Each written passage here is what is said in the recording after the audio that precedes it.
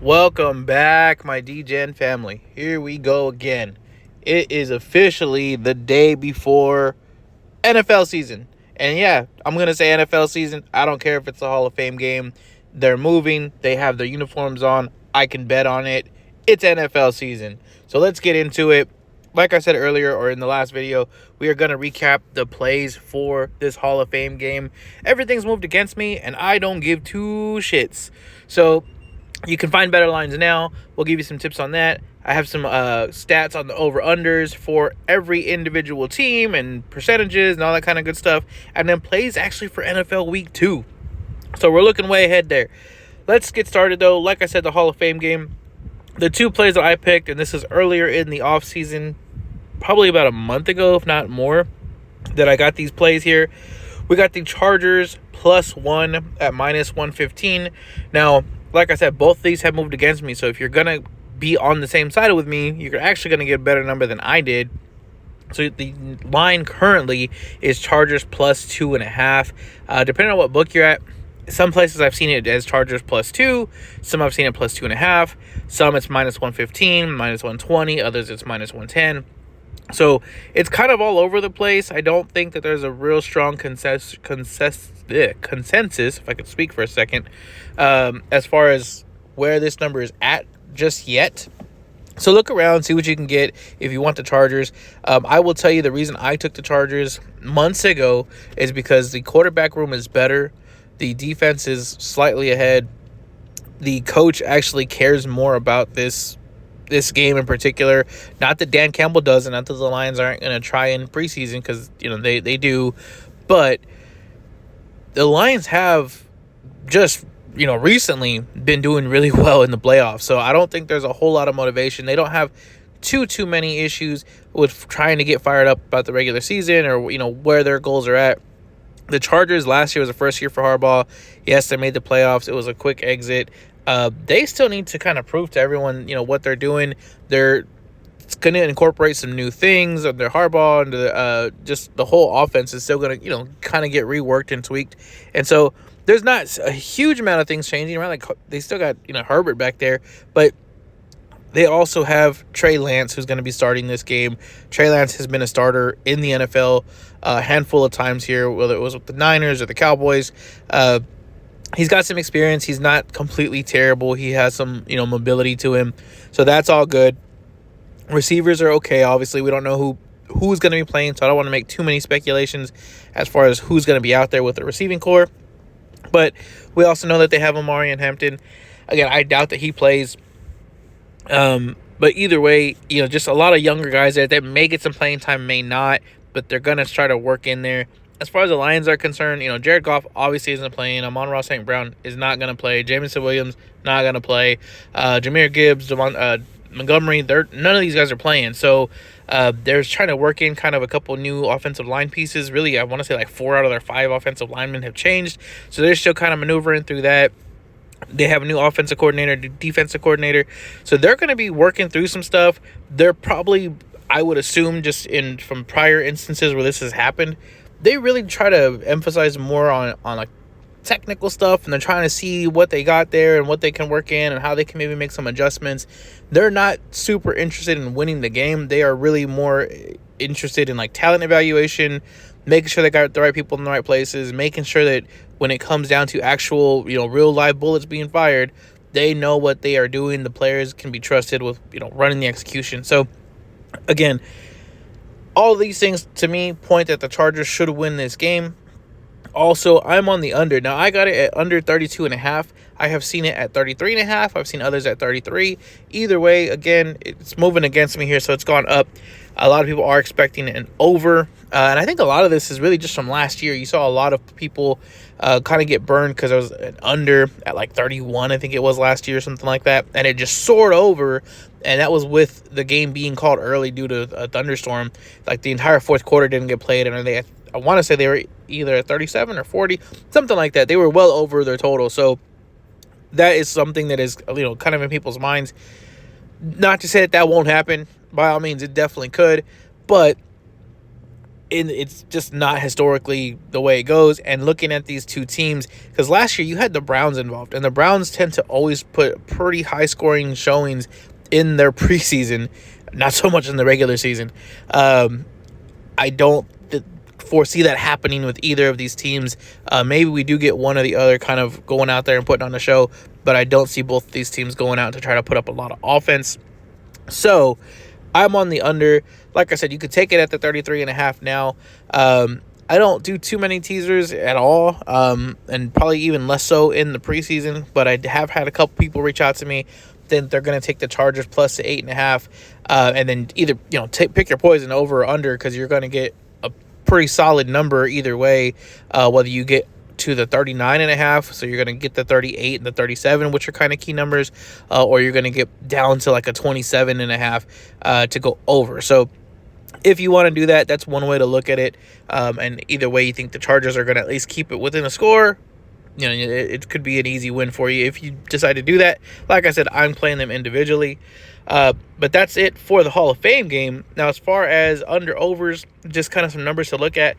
So over the last 5 years, I have put together the numbers as far as teams and their games, how many have gone over, how many have gone under, notes to go with those, things like that. So last 5 years, the left column is the amount of overs, right column is the amount of unders.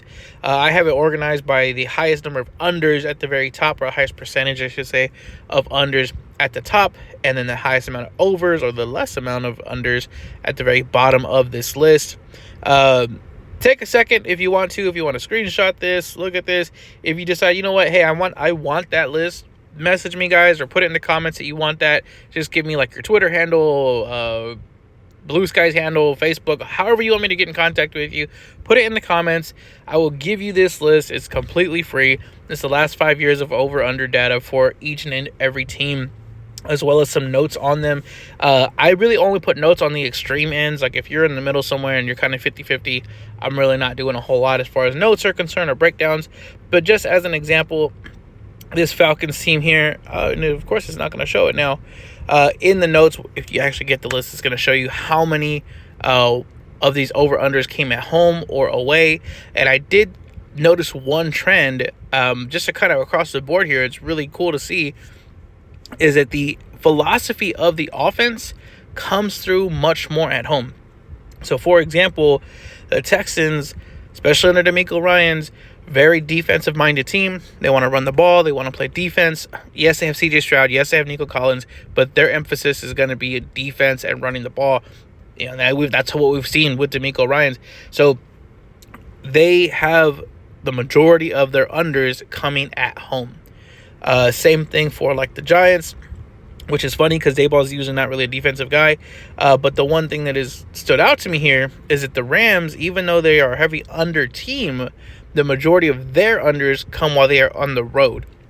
Meaning that when they're at home and their real philosophy shines through, they typically go over. So, good thing to note, at the teams at home, I know you hear a lot of people giving you like it's not really what it used to be. Home field advantage isn't, the same as it was in 1999. That is true, but one thing that still does, remain true, I guess, is that for whatever reason, whether it's prep time, they don't have to travel, or they just feel comfortable, or they're in front of their own fans, whatever it is, and I don't want to say it's one or the other, their philosophy as far as like how they want to run their offense comes through more when they play at home. And that's not just like the handful of teams on the very high end of the unders or the very low end of the overs or whatever. It's pretty much across the board.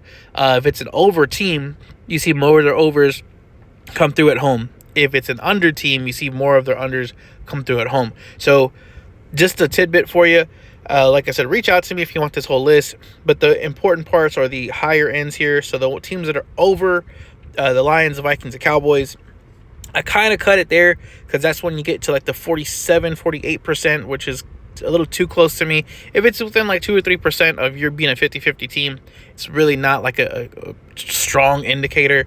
So Cowboys, Vikings, Lions, those are real strong over teams, real strong under teams, like we said earlier. Giants, Falcons, Texans, Steelers, and Rams. So just, again, kind of a word there to look at. and some plays that came out of this research. So number one, and these all start in week 2. There's others throughout the year, but we're just going to go over week 2 for right now. The Rams at Titans. So like I just said, the Rams have more of their unders when they are playing away. So this one I do have the note. So Rams are 10-15 to the under over the last 3 years. The Titans are 3-4 to the under at home last year. And I marked theirs as just 1 year because that's how long they've had Callahan as the coach. Now, this particular year, obviously it's 2025, we're going to be looking at the under for week 2 in this game, not just because of that trend, but because the Titans, this is also going to only be the second week they have Cam Ward as their starting quarterback. They're still working in the offense. They're still working him in. He's still very green. So don't expect a whole lot of offense from that Titans team just yet. The Rams just tend to play slower on the road. And if they get out to a lead, if it is like a 21, 24-3 lead, the Rams are not the type of team who continue to push the envelope, especially this early in the season, especially with the injuries that they've had in the past with Puka and last year when it was Cooper Kupp. McVay has kind of learned to take his foot off the gas. So there's a couple different ways I could see this game going, but the majority of them do come down to an under type of game. Now, the under that DraftKings has right now is at 45.5. So if you want to jump on it now, you can. If you want to wait till we get there, that's fine as well.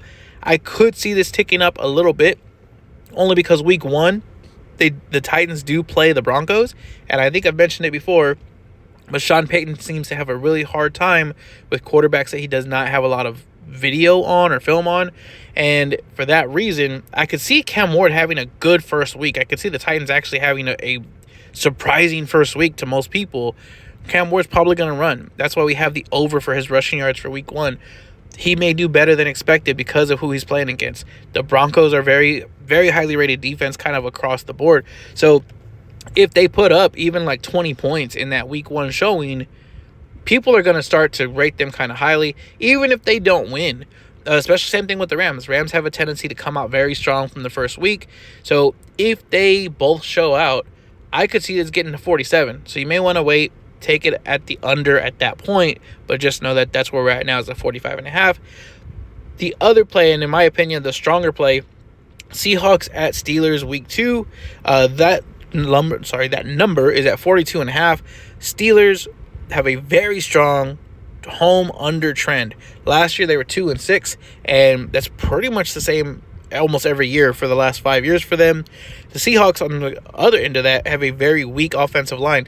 Now, if you don't remember, we have already taken the Seahawks running back, whoever it may be that's the starting running back, to go under for this particular game as well.